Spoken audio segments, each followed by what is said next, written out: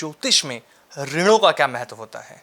देखिए, जैसे कि अगर मैं बात करूं कि आज जब हम अपनी कुंडली को दिखाते हैं जी। तो कुंडली में सबसे पहले अगर हमें पता होगा कि हमारे प्रारब्ध जी। हमें क्यों इस दुनिया में लेकर के आए हैं, तो हमें पता चलेगा कि हमारे प्रारब्धों से हमें कुछ ऐसी स्थितियां प्राप्त हुई हैं जो कि पूर्व जन्म से जुड़ी हुई है। अच्छा। प्रारब्ध का मतलब क्या हुआ? पूर्व जन्म में हमने जो बीज बोए हैं उसकी फसल काटनी है। ओके। और उसी फसल को, जैसे हम हर पल जो कर्म करते हैं जी। इस कर्म से पुण्य बनता है, और यही पुण्य, और हम जो कर्म करते हैं बुरे कर्म करते उससे पाप फल भी बनता है। जी। यही पुण्य कर्म और पाप कर्म हमारे प्रारब्धों के रूप में हमें जन्म दिलाते हैं। अच्छा। वो जन्म हमारा कहाँ पर होना चाहिए? किसी अच्छे घर में, किसी खराब घर में, किसी इंजीनियर के घर में या डॉक्टर के घर में, किसी झोपड़ी पे या किसी फुटपाथ पे। हमारा जीवन कैसा रहेगा? जी। एक समय पर देखिए कि बहुत सारे बच्चे पैदा होते हैं, सबकी एक समय पर एक ही डेट ऑफ बर्थ में कुंडलियां तो सेम बनती हैं, बिल्कुल सर। लेकिन प्रारब्धों का बहुत बड़ा रोल होता है, क्योंकि प्रारब्धों के आधार पर ही जी। हमें घर प्राप्त होता है, माता पिता प्राप्त होते हैं, भाई बहन जी। कौन बनेंगे, ये सब हमारे प्रारब्ध डिसाइड करते जी। हैं। इसलिए प्रारब्ध हमारे हमेशा अच्छे पुण्य कर्म के साथ जुड़े होने चाहिए। लेकिन हम बात कर रहे हैं ये प्रारब्ध हमें कैसे बताएं, कैसे बताते हैं? अगर हमने अपने जीवन में आज कोई भी पाप कर्म किया है तो वो हमें पता कैसे चलता है कि हमारे प्रारब्ध अच्छे थे? हमारे देखो, जन्म तो आज एक मिडिल क्लास लाइफ में। जी बिल्कुल। हम ना बहुत अमीर, इतने अच्छे कर्म नहीं किए कि दुनिया के अगर 100 रिच लोग हैं उनके घर में हम पैदा नहीं हुए, पर इतने खराब भी शायद नहीं थे, नहीं रहे होंगे, नहीं तो हम फुटपाथ पे पैदा होते। जी। अब हम एक मिडिल लाइफ में पैदा हो गए।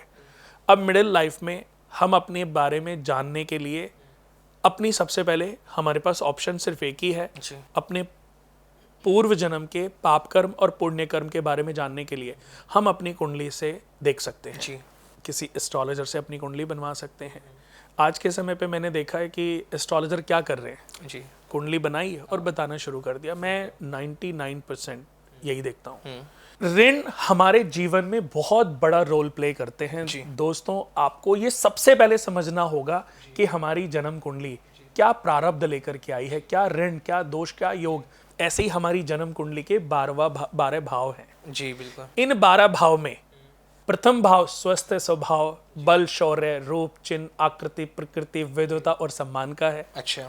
वहीं पर सरदर्द और मलेरिया का भी है। अच्छा। अगर हम बीमारियों की बात करें, सरदर्द और मलेरिया का भी है।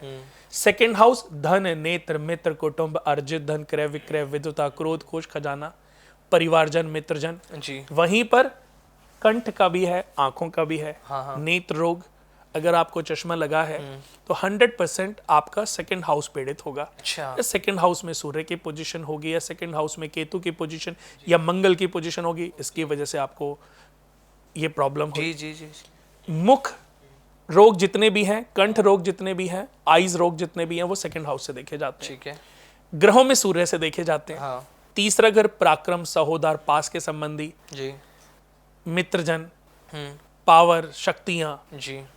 ये सब तीसरे घर से देखे जाते हैं। लेकिन तीसरे घर से हमारे कंधे और कान की समस्याएं भी देखी जाती है। अगर कानों में समस्या है या कंधों में, किसी का कंधा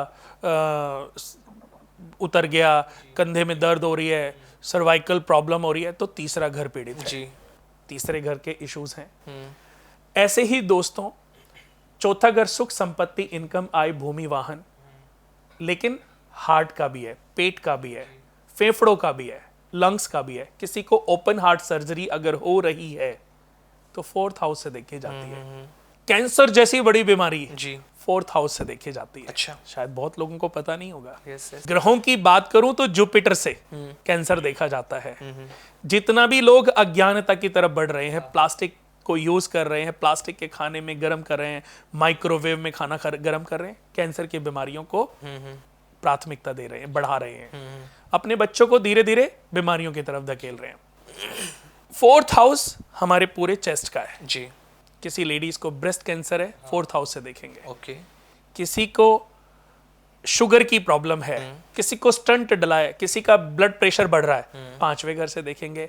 विद्या, बुद्धि, ज्ञान, भावुकता, संतान, असेंडेंट और डिसेंडेंट 5वें घर से देखा जाता है। देव भक्ति, ये 5वें घर से देखे जाते। 6ठा घर रोग, ऋण, शत्रुओं का है। पाइल्स की प्रॉब्लम, जितने भी सेक्सुअल प्रॉब्लम है, हाँ। 7वें घर से भी देखी जाती हैं, 8वें घर से भी देखी जाती हैं और 6ठे घर से भी देखी जाती है। 6ठा घर लंबी बीमारियों का भी है। शत्रु, कानूनी कार्रवाई, संग्राम, शत्रुता, लड़ाई झगड़े, कले जितने भी आपके जीवन में लगे हैं, उनमें 6th हाउस का बहुत बड़ा रोल प्ले है। जी जी। 7th हाउस पति पत्नी का घर है, पति पत्नी की भागीदारी, day to day income. 7th house मृत्यु, गमन, व्यापार, चोरी धन का होना, चोरी धन की प्राप्ति होना, 7th हाउस से देखा जाता है। 7th हाउस के कारक ग्रह शुक्र हैं। जी। 8th हाउस 6ठे घर के कारक ग्रह मंगल, शनि। 5वें घर ग्रह के भाव के कारक ग्रह बृहस्पति और सूर्य। जी। 4थे घर के चंद्रमा और बुध कारक ग्रह हैं। 3रे घर के मंगल कारक ग्रह हैं। 2सरे घर के बृहस्पति कारक ग्रह हैं। जी। ऐसे ही प्रथम भाव के कारक ग्रह सूर्य और बृहस्पति हैं। जी।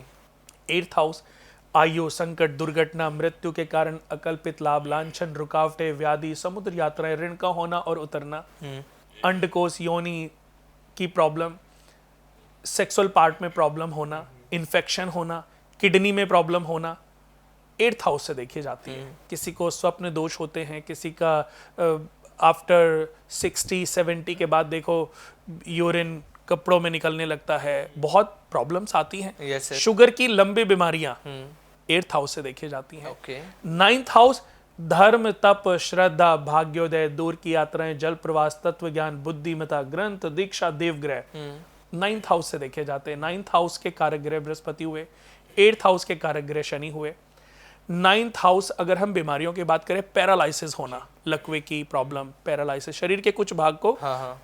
सुना देखा होगा आपने, शरीर के कुछ भाग कुछ भाग काम नहीं कर पाता, जी। पैरालाइज हो जाता है। हाँ। वो 9th हाउस से देखा जाता है। 8th हाउस 10th हाउस ओहदा, कीर्ति, उद्योग, व्यापार, बड़ी पदवी, नौकरी, राज्य सत्ता, ऐश्वर्य, भोग, प्रतिष्ठा, ये सब 10th भाव से देखे जाते हैं। 10th भाव एक ऐसा भाव है जिसमें सबसे ज्यादा कारक ग्रह माने गए हैं सूर्य, बृहस्पति, शनि और बुध। ये 4 ग्रह 10th घर के कारक ग्रह हैं। 11th हाउस लाभ, इच्छाएं, आकांक्षाएं, एक्सपेक्टेशन, पैसे का बढ़ना, जी। पारिवारिक में मांगलिक कार्य होना, ये सब 11th हाउस से देखे जाते हैं। ठीक है। 10th हाउस से हमारी पीठ देखी जाती है। 10th भाव से हमारे जॉइंट देखे जाते हैं, घुटनों में दर्द, तलवों में दर्द। 11वां भाव पिंडलियों का है। 11वें भाव से हमारी पिंडलियां और थाई देखी जाती हैं। जी। 12वें भाव से हमारे तलवे देखे जाते हैं, उंगलियां देखी जाती है, उंगलियों में प्रॉब्लम होना, तलवों में दर्द होना, एडी में प्रॉब्लम होना, जी जी। 12वें भाव से देखी जाती है। 12वें भाव से भी हमारी आईज भी देखी जाती हैं। जैसे हमारा दूसरा और 12वां मुख आकृति है अगर लगन कुंडली, तो राइट सेकंड जी। और लेफ्ट 12वें घर से देखी जाती है आईज। तो 11वें भाव से जमा पूंजी देखी जाती है और 12वें भाव से अस्पताल, दूर की यात्रा, फिजूल खर्चे, लॉसेस देखे जाते हैं। गाड़ियां, घर, मकान 4थे घर से। जी। अब ये देखिए कि कुंडली के 12 भाव हैं। बिल्कुल सर। अब इनको मथना पड़ता है। आपको अच्छी हेल्थ चाहिए, हाँ। अच्छी हेल्थ के लिए आपको प्रथम भाव को बलि करना पड़ेगा। आपको गाड़ियां चाहिए, घर चाहिए, तो आपको 4th हाउस को बलि करना पड़ेगा।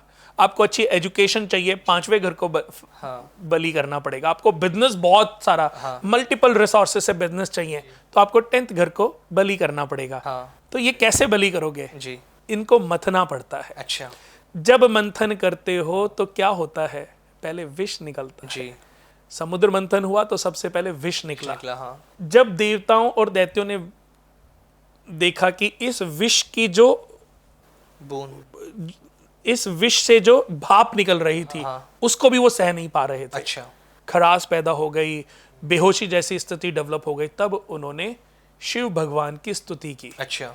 शिव भगवान ने प्रकट होकर उस विष को हाँ। अपने कंठ में धारण किया। जी। तो अभी जो मैंने ये बात बताई दोस्तों, इसका उद्देश्य क्या है? जी। इसका उद्देश्य है कि जब तक हम जन्म कुंडली के विष का सॉल्यूशन नहीं ढूंढेंगे, हाँ।